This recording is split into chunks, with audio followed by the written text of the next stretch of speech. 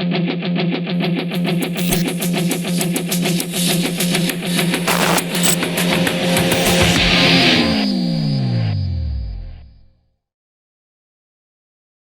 horse was always a little difficult about accepting the bit, but now he is really refusing the bit. He clamps his lips shut, and if we get through his lips, he clamps his teeth shut as well. He's good at lowering his head, but he just won't open his mouth.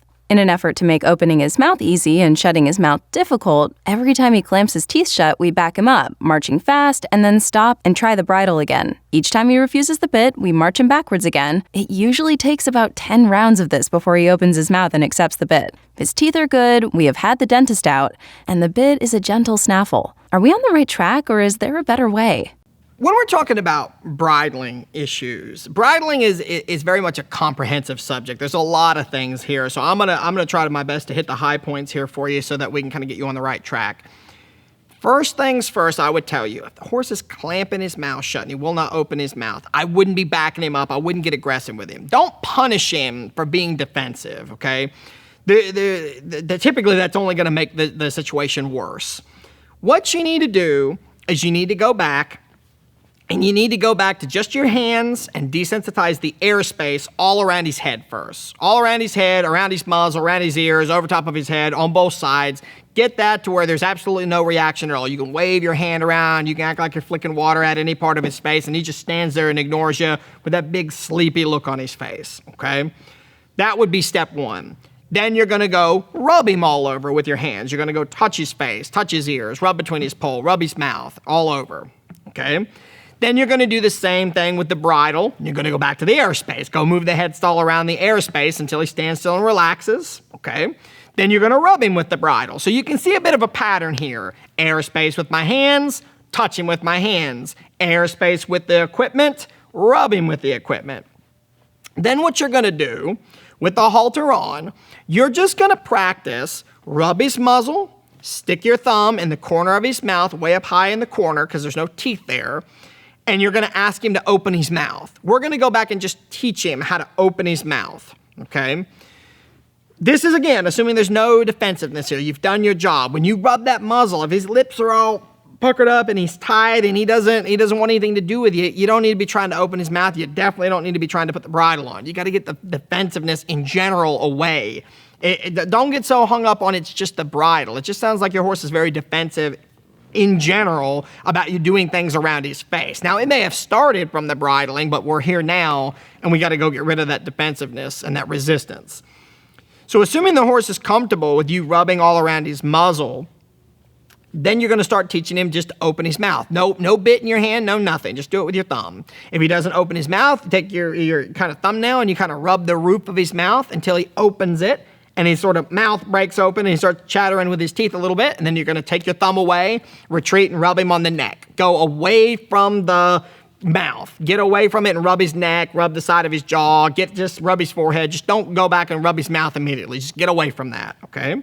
And you're gonna practice that. Do that on both sides. You're not thinking bridling. Stop thinking bridling. Start thinking about, we're gonna go back and find where is the oh no, don't touch me there spots. Where's the problem? Don't get so hung up on, well, no, it's the bridle.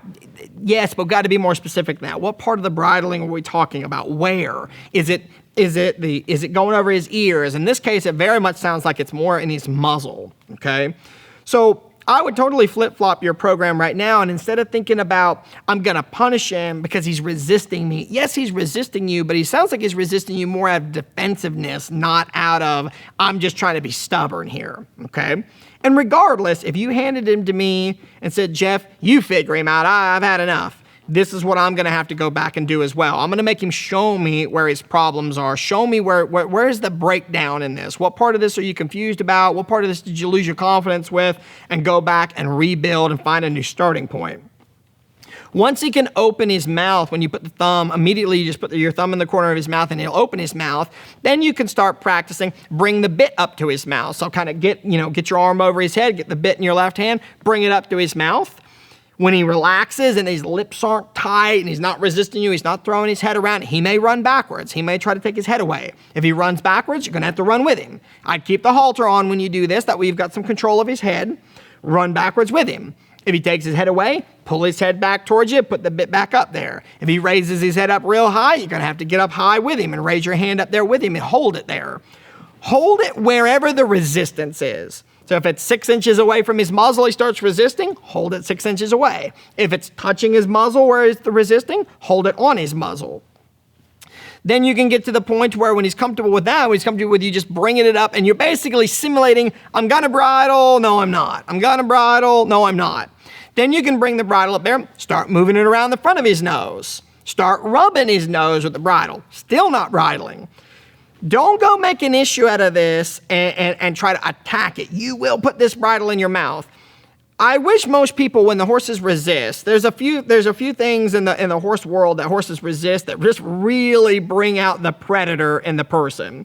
Bridling's one of them, feet handling, trailer loading. There's a few of these like real hot buttons.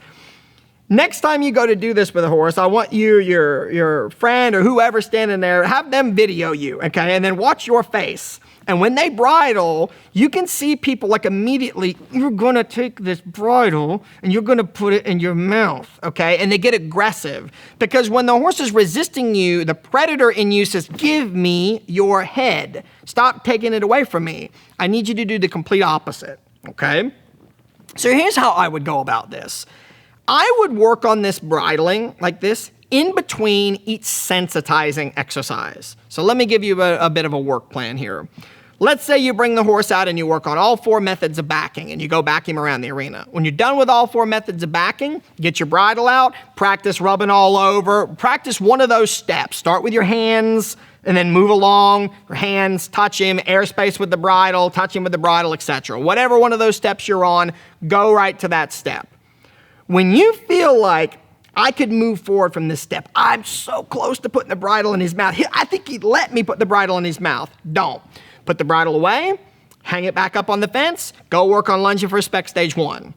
When you get done, 5-10 minutes of that, and you feel like you've made improvement, immediately lunge him over to wherever your bridle is. Okay, preferably what you do is you just get your snaffle and take the reins off of it, and then you can just tuck the headstall in your belt. Stick that headstall, lay it in your back pocket, that way it's right there with you, okay? Or drop it in the middle of the circle, that way as soon as he's done moving his feet, you immediately pick that bridle up. And then go back to desensitize him. Go back to where you were, wherever you left it, don't proceed just yet, and then see if you can get that a little bit further. By doing this, you're not acting like a predator. You're not acting like a direct line thinker. I want the bit in his mouth, so the straightest line to get the bit in his mouth is just go right after it, right? That's gonna bring out the prey animal in him.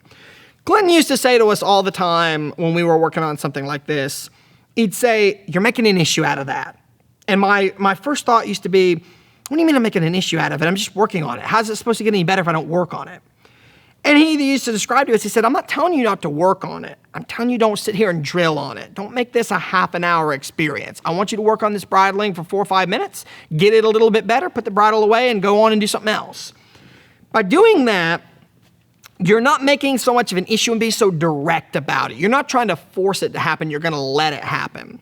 It may take you a couple of days of just doing this, just to get him comfortable with you moving the bridle around the airspace around him, or just reaching up and touching his muzzle if he's that bad. I've had lots of horses where I didn't bridle him, like bit in his mouth for the first week.